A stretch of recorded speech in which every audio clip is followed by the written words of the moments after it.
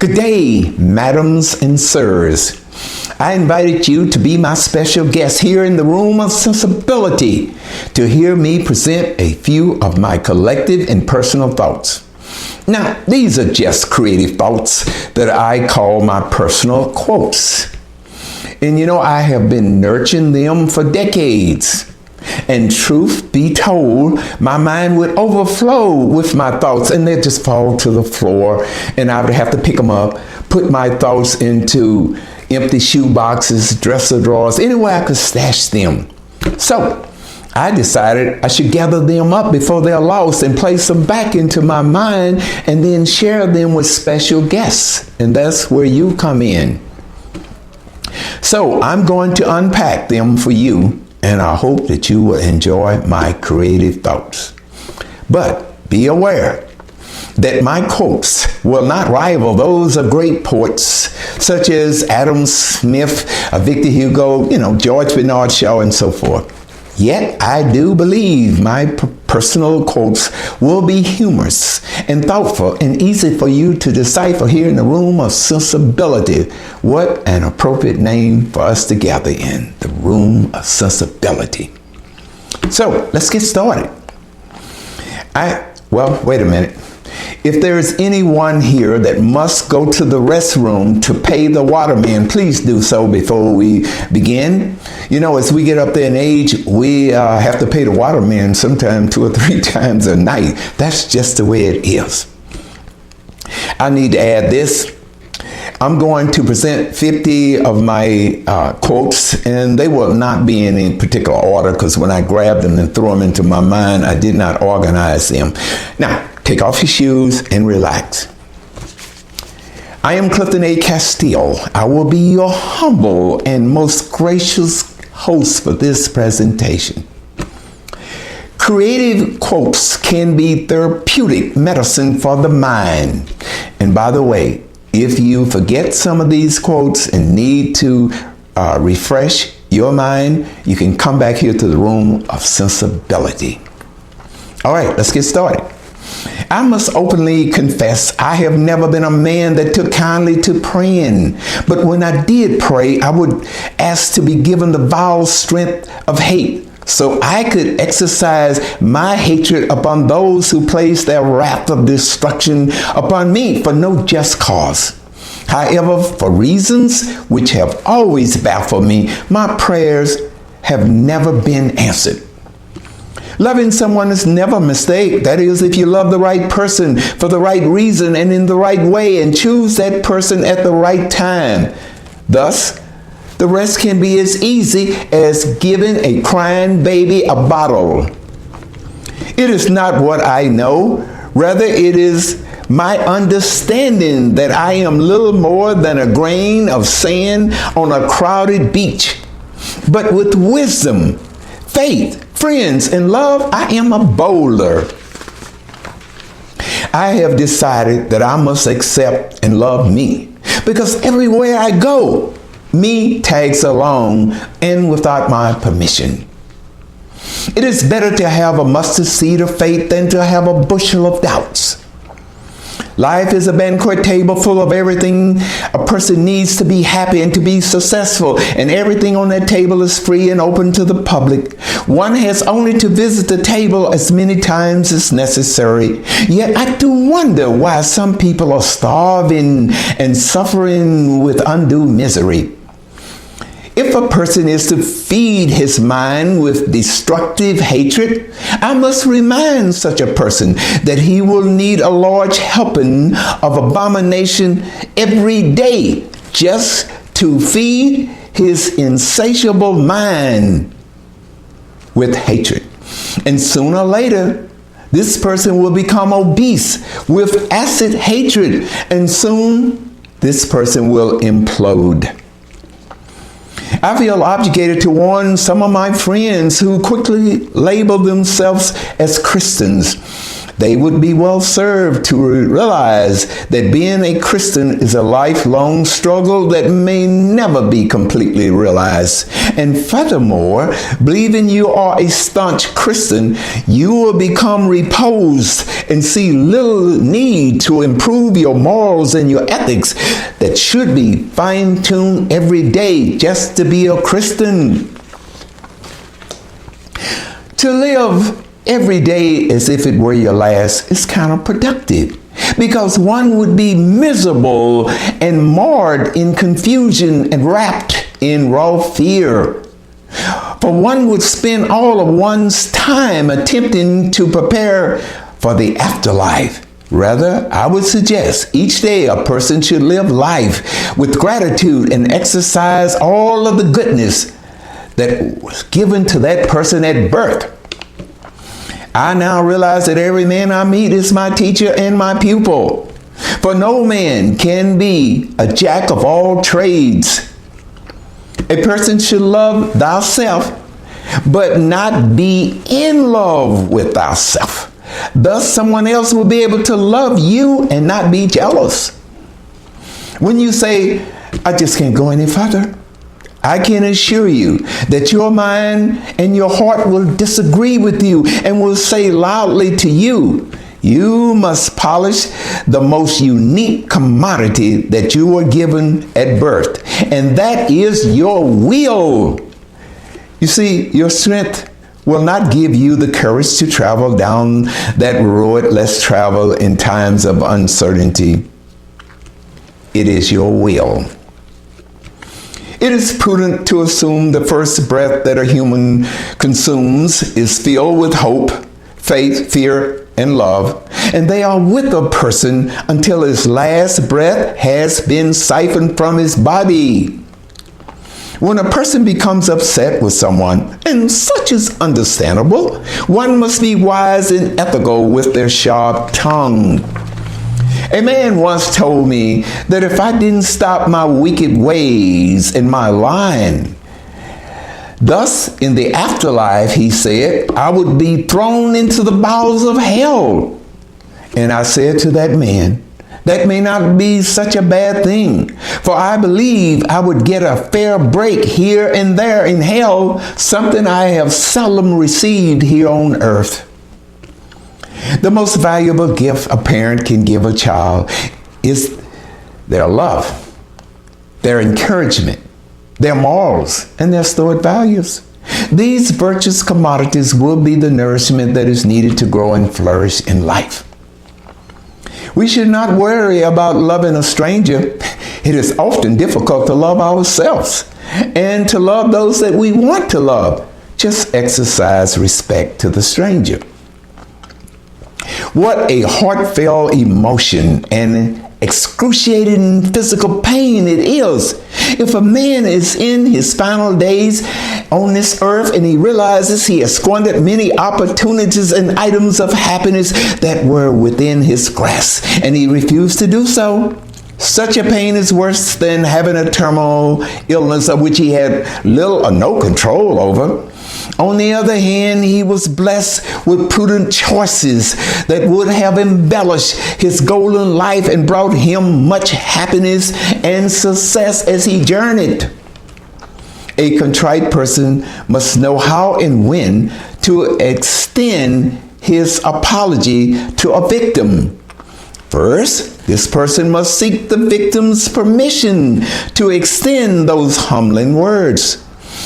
Then a person must end the ethical apology with, I was wrong and my words were toxic and without merit. I must caution a man who boasts that his house of happiness is always full and need no repairing. If such a man believes his station needs no sprucing up, well, such a man will tend to slumber off and thus refuse to seek more happiness that could bring him more fruits of pleasure and guide him to an even more successful life with more happiness. It has been said that God created man and then he rested. Well, I will theorize that after God refreshed his compassionate and omnipotent mind, God carefully examined his creation and thought, now I will really show off my perfect talent. I will create another human, and this one will be a special human, and I will call this special and unique human a woman. People whose cup runneth over with happiness often will tend to exercise and flood others with their joy and their love and their happiness, even if it's by default. When I think of heaven and hell, I am quickly to surmise which place will be congested, and I would be sagacious in my thoughts if I assume it won't be heaven that will be overcrowded. Life just ain't that bad. Rather, it's a few of its shameful and ungrateful tenants who give life a bad reputation. One must learn to forgive oneself for not being perfect. Others do, and more often than one can imagine. I must concede, to my embarrassment, there was a time when I was certain I had acceptable answers for every question. But now that I am an old man, I have come to realize that my collective intelligence is less than a grain of dry sand.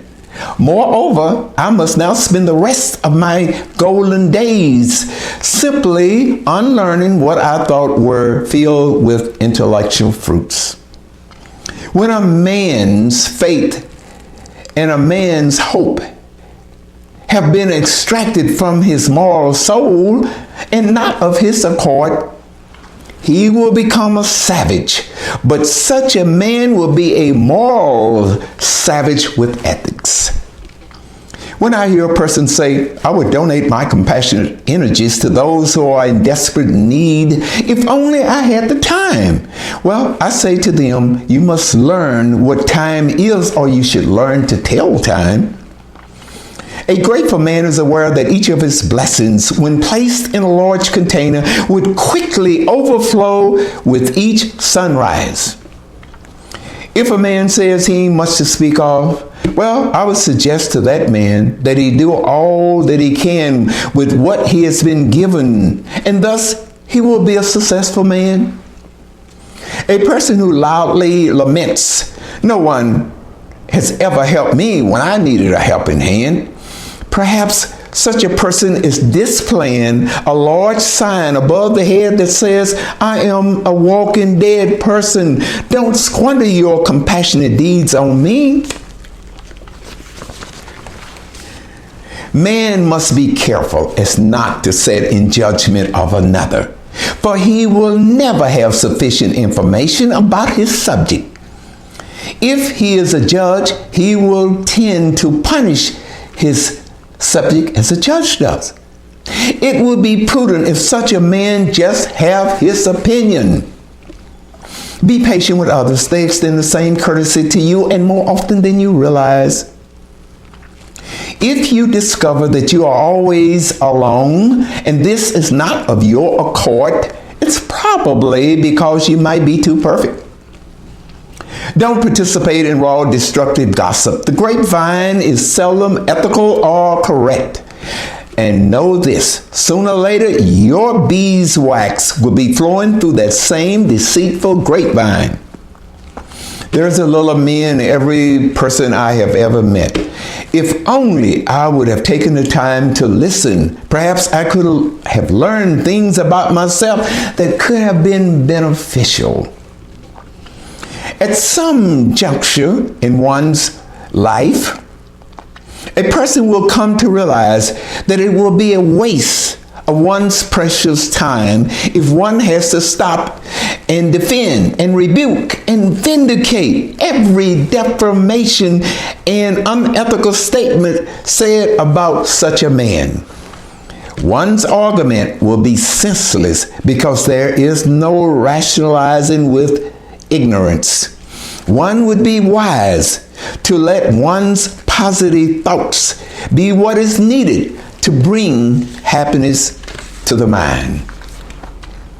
One must not nourish jealousy.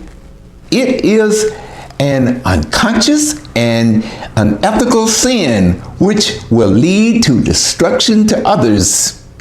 However, it is ethical and understandable to be envious, because if one is envious, this means that one wants what someone has, and that person is willing to do the hard work that the person who they are envying did.